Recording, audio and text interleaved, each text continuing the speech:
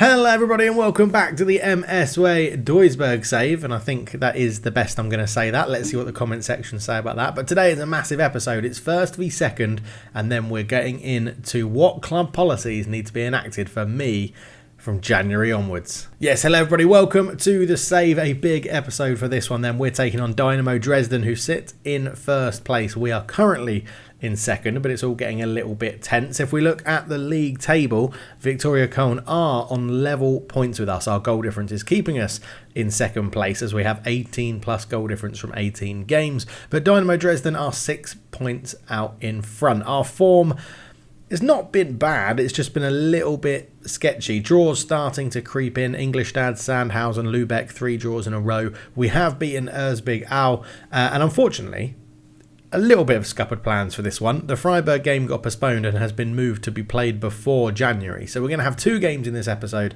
and then we'll come back and go through the club policies that need to be put in place from January all the way through to May before we do the votes for the second season club policies. Now, there's been some interesting ones that have been recommended to put in. The top 4 went to a vote on YouTube and in the Discord channel, and both actually had the same results, which is great. And one of them is going to be enacted through likes on a YouTube comment. So we're going to have 3 new policies being implemented from January onwards, and we'll get onto them after the Freiburg game. So first up, Dynamo Dresden. So going into this big crunch game, we are lining up in our 3-4-2-1 system. Izquierdo leads the line again. Push and Mitchellbrink in behind him. Dresden are lining up in a 4-3-3 with a holding midfielder. Kuch leading the line. Borowski and Omichen are very good players as well. Now, we're at home. We do have home advantage. We do need to get a win in this one to close the gap to 3 points if possible. I feel like if Dynamo Dresden win, they've probably got the league wrapped up early on this season anyway. So 10 minutes in, we got our first highlight. Borowski puts it into Kuch. Back to Borowski. What can he do with it here? He's been held up a little bit. We've got numbers back, but he is going down the left-hand side. I feel like the highlights are a bit low, a bit slow. Good header away from the back. Mohammadi gets into the box, gets around his man, shoots. It's a really good save from Muller.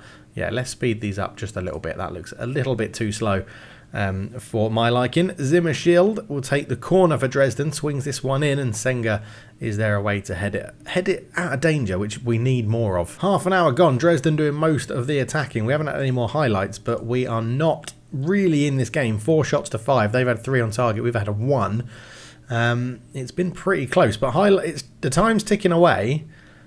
Would I be disappointed with the draw at home? Probably, yeah, I probably would. Half time, 0-0. Into the second half, then I've told them we're disappointed. I feel like we should be doing a bit better in this game at home. So we're going to give it till about the hour mark, and then we'll mix things up. So right on the hour mark, Dresden have a free kick. It's Will over it, and normally when you have a highlight that your door goes past post, when you have a highlight where you don't see the build up, it's normally a good effort, and that was. And we've got a highlight straight after it from our goal kick. Senga is going to just slowly bring this one out. Yeah, we don't rush the ball. We do try and build up. Baran Mogalate goes back to Senga, but it's actually gone to Bitter. Into Stierlin, up to Push. Here is Mitchellbrink, and he's got runners in front of him. There's Akine into Sterling. Sterling shoots. It's in the bottom corner, and we haven't done much today, but we have gone 1-0 up.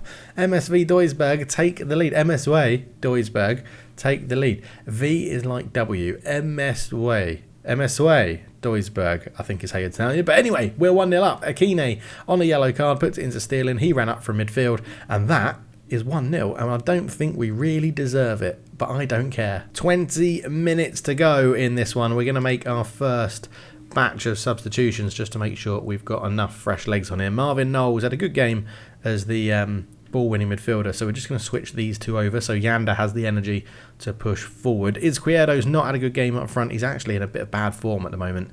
He's going to come off, and Push is going to come off and be replaced by Piedel as well. So 3 changes, 2 in attack and 1 in midfield.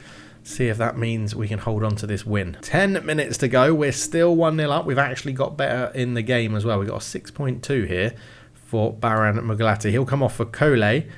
And I think, are we going to do both? Yeah, we're going to do both fullbacks. Felcher on for Akine and that wing-back position as well. 10 minutes to go. May with a free kick into Sterling. Out it goes to Piedel, the fresh legs in attacking midfield. We have got runners out here, but Senga slows it down a little bit. Back to Bitter. We've got the 1-0 lead. We can control the ball. This is fine. Sterling into Senga. Senga up to Piedel. Out it comes to Kole. Cole into Senga again. Under a little bit of pressure, but don't have to worry too much. Bitter can put it out to the right to May. May can bring it forward out to Felcher. He's got fresh legs and should be able to run. Great ball in. Pedal's there. Great save from De Gerlach in goal. And Dynamo's Dresden could have been 2-0 down. Corner ball. It's going to be Cole to take this one. What's he got in his locker? What can he swing in here? It's going to be an in-swinger, which statistically does give you the most goals from corners with in-swingers. Keeper spilt it. Mitchell-Brink's there. He fires it in. The keeper's punished for his really bad decision-making. And that is 2-0 with 7 minutes to go. Oh, well, this could be a huge win in the title race of the Liga 3 or 3 Liga. And it goes in. It's a terrible flappy punch. And Mitchell-Brink just controlled it on the half volley. Fires it home. 2-0. This is superb stuff. And we do hold on and get a massive 3 points. That is absolutely superb. 9 shots to 7, 4 on target to 3. We really changed it round after half time.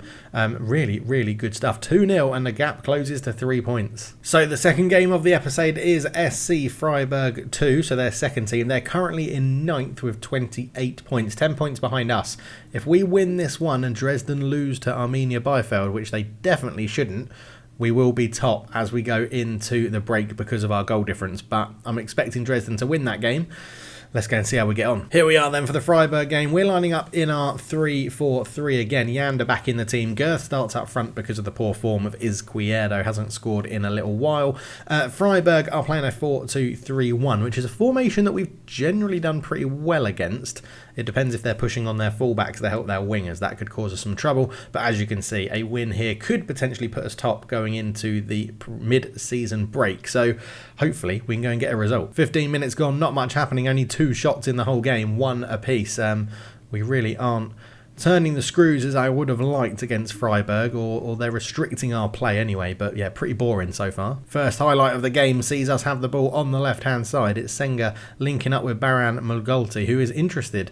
There's a bit of interest in him from Hertha Berlin, I think, which is interesting. Mitchell-Brink out to Akine on that right-hand side. He's already said he's probably going to be leaving the club at the end of the season, but that's not stopping him with the assists. It's Mitchell-Brink who scored 2 in 2, but it's offside. And it's been disallowed. That looked very, very close. Akini found space on the right-hand side, and he put this ball in low. He's definitely not offside. I don't know why that's been disallowed. That is annoying. So half-time, 0-0. 3 shots in the whole game, but we have had a disallowed goal. It's really not been brilliant football, to be honest. I'm going to say if we don't shoot, we don't win, and that's annoyed Baran Magolti. Well, he might be going off to Hertha Berlin. Who knows if they give us a good offer. But yeah, we've not really created anything. So we've made 1 change at half-time. As you can see, we've gone more to a 3-5-2. Izquierdo coming on for Sterling, who was looking a little bit tired. So it's given us a chance to mix up the system as Mitchell-Brink comes forward, shot over the bar.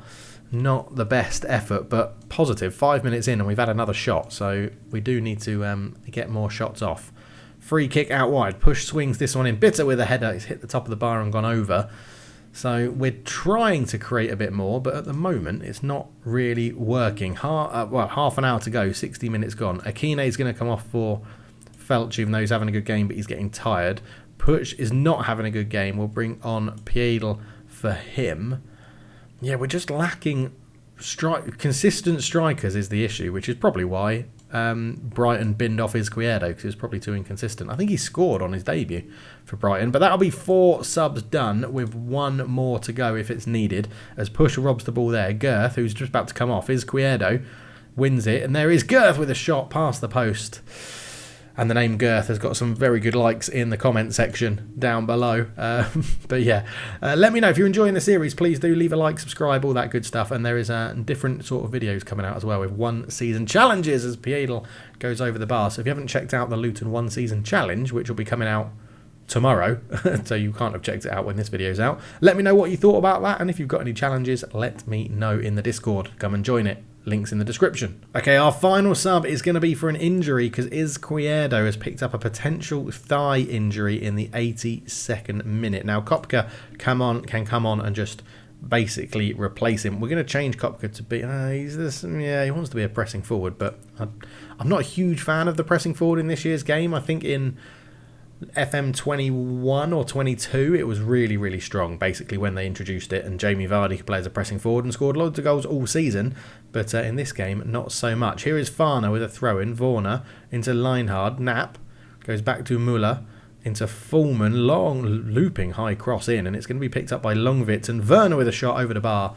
0-0, a few minutes to go, and it's going to tick down, and it's going to be a draw. So we're not going to be going top of the league, and if Dresden have lost, I'm going to be so annoyed. Their keeper getting man of the match sort of sums it up, I think, a little bit. But I'm just going to say I'll sympathise. I don't want to annoy them before they go on their break, before they go on their holiday. But if we look at the league table, wow, Dresden did lose. Yeah, 1-0. Dresden lost, so that is a really heartbreaking time that we didn't win, because Victor Kohn have also jumped up to second place to go above us by 2 points. We have a much superior goal difference than them, though, so if we do get back on level terms, we should jump up. But Kohn beat SC Very 1-0, and Dynamo Dresden lost to Arminia Bielefeld, which is quite impressive. So a 0-0 draw, not ideal. Luckily, Izquierdo's only out for 1 to 2 days, but yeah, he's played. How long has it been? He's played 8 matches without finding the net, so he is in a little bit of bad form at the moment. Look, I don't think you've played as well. No, the goals will come eventually. We'll keep it upbeat for now. We're getting them firing, apparently, scoring lots of goals, which is lovely. And yeah, their goalkeeper had a very good game in goal. Right, now is the time you've all been waiting for. We are going to go through what policies are going to be enacted for the rest of this season. Now, we had a number of really interesting votes or suggestions to come through, such as having to sign a famous player's son and play him. I did quite like that one, but that didn't get through. And then we've had some really interesting ones, which I've held back and are going to be put into place for next season as well, potentially, or go to the vote. But interestingly, the votes that got the most to win were all around homegrown players. The main one that got the win was homegrown players. So from this point on, we have to play 3 homegrown players in every starting 11. Now, this could be a bit of a problem because I've gone through and looked at the squad, but we'll come back to that in a minute. So rule number 1 from January onwards, 3 homegrown players from the club in every starting 11. Rule number 2 is that the best trainer of the week also has to be in the starting 11. So obviously if the best trainer is someone that's homegrown, that kills 2 birds with 1 stone. But if it's not, we've got to find places for 3 homegrown players and the best trainer in that week as well. So they were the 2 policies that went to the vote. So thank you everyone for voting. We had a huge number of votes, nearly 320 at the time of recording this, which is absolutely massive. And that is absolutely awesome. And if yours didn't get voted in, you can feel free to recommend it again for next season and see if it gets through to the final 4 again. But not only have we got those 2 policies, we have another policy as well, which got a whopping 20 odd likes on the first video as a policy to put around. And believe it or not, it's around homegrown players again. So this one that is going to get voted in, which I think is going to clarify with the 3 homegrown in every starting 11, is that 1 player from the academy has to be put into the starting 11 as well. So we're going to be looking through our academy, we're going to be looking through our homegrown players, and we're going to be keeping an eye on that training regime to see who's been doing the best out of that. And that is where we're going to leave it, and we're going to come back in January for our first game, and we're going to see how we get on against 1860 Munich, who we beat 5-0 earlier on in the season. I think it was the first episode we beat them 5-0. We're going to be playing them again with these new rules in place. Is it going to affect our team? Have any transfers affected our team? And interestingly, there was no transfer policies, so I can still go and buy whoever I want at the moment as long as I fit those squad selection rules. So thank you all very much for your votes, thank you all very much for your suggestions, and thank you all very much for your support on the channel and on this video. Leave a like, subscribe if you're new, and I'll catch you in the next one where this is now going to get very, very interesting. Cheers.